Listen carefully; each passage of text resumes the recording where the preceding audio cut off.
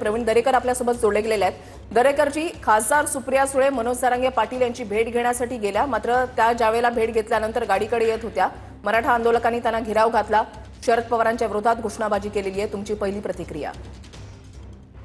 मला वाटतं मराठा समाजाच्या मनामध्ये ज्या भावना आहेत त्या भावनांचा उद्रेक त्या ठिकाणी झाला असणार।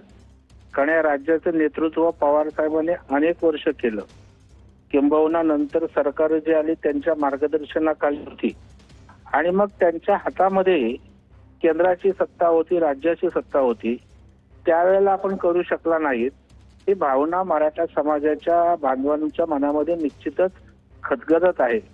मंडल आयोगाचा विषय असेल आणि अशा वेळेला मग सुप्रियाताई अशा विपरीत परिस्थितीत आलेला आहात, जेव्हा करायच्या वेळेला झालेला नाही, त्याचा उद्रेक कदाचित त्या ठिकाणी झाला असेल। आमच्या ताई त्या ठिकाणी अंधारे ताई, सुषमाताई म्हणत होत्या की जरांगे दादांची संमती त्याला नाहीये। एक लक्षात ठेवा, आंदोलन हे कोणाच्या सांगण्यावर संमतीवर उभं राहत नाही आणि विशेषतः हे मराठा समाजाचं आंदोलन आहे। हे आंदोलन गरजवंत मराठ्यांचं आहे, त्यांचे प्रश्न आहेत, त्यांच्या भावना आहेत आणि म्हणूनच लाखोच्या संख्येनं मराठा एकवटलाय आणि त्याच्यामुळे ते पक्ष पाहत नाहीत, नेता पाहत नाहीत। आमच्यासाठी कोणी काय केलं, कोण काय करणार आहे हे त्या ठिकाणी बघतायत आणि त्यामुळे मला वाटतं सुप्रियाताईंच्या बाबतीत अशा प्रकारची भूमिका आंदोलकांनी उत्स्फूर्तपणे घेतलेली दिसते।